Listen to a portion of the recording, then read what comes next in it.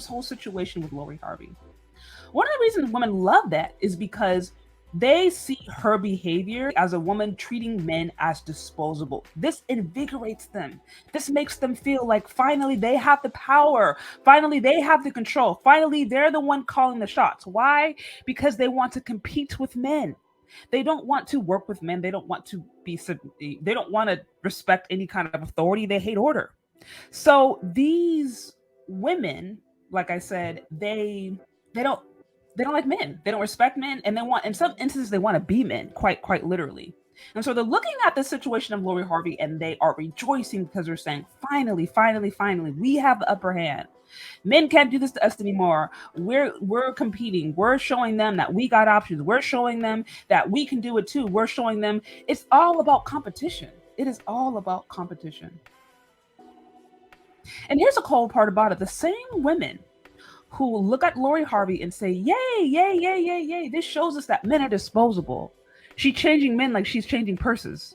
She's changing men like she's changing outfits. Men are disposable. We can do it too. The same women who are looking at the situation and they're running with that narrative conveniently overlook the fact that Lori Harvey would be nothing if it wasn't for her father and if it wasn't for the men that she put herself around.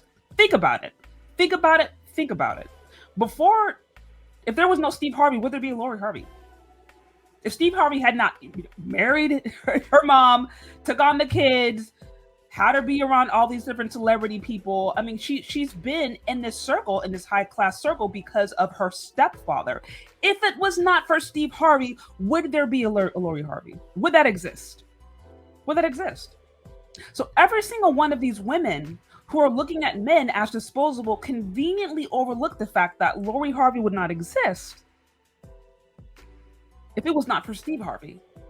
That is to say, Lori Harvey's brand, who she is today, her opportunities, her platform, it would not exist if he was not there. If he had not taken in her and his mom and the kids, given her the opportunities that she had, given her access to the different celebrities and probably different producers and all these different people in positions of power, if it was not for him, there would be no Lori Harvey. So again, getting back to my earlier point, these same women who love this idea of treating men disposable are literally glaring into a contradiction.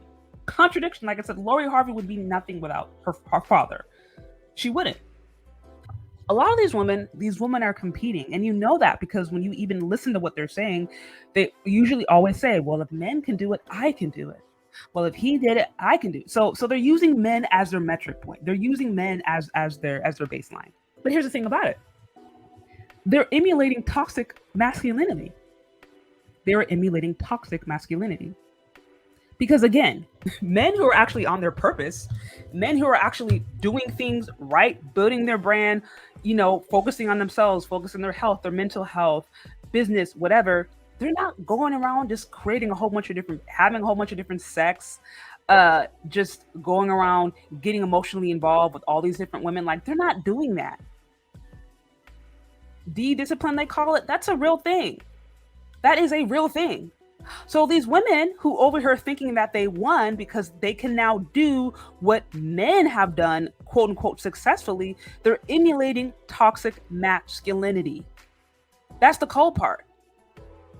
That is the cold part. So that's what I'm saying. It's like men of means and men of value don't even act that way. They don't go on hopping in and out of different beds.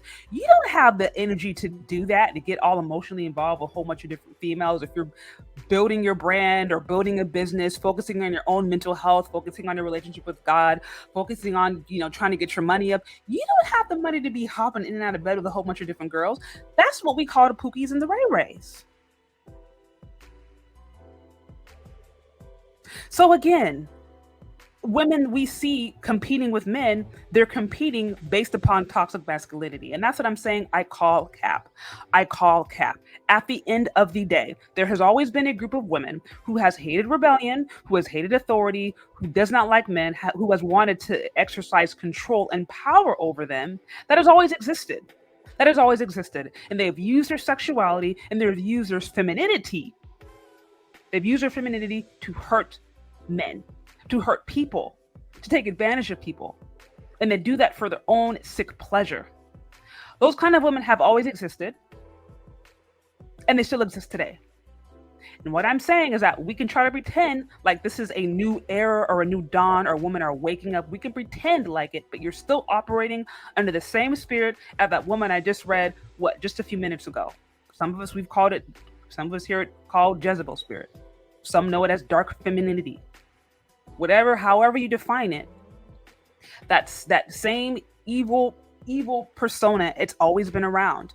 And if you are buying into that toxic mindset, which many women are, you're going to have the same bad negative results. It's like, I'm not trying to fear monger, but there is a reality that when you play with fire, you can get burned. And this is what I hear happening.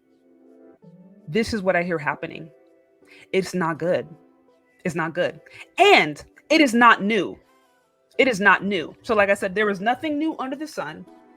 These women thinking that they are so innovative are playing with old spirits, are playing with old toxic ideas that our parents and our elders warned us against. They're playing with fire.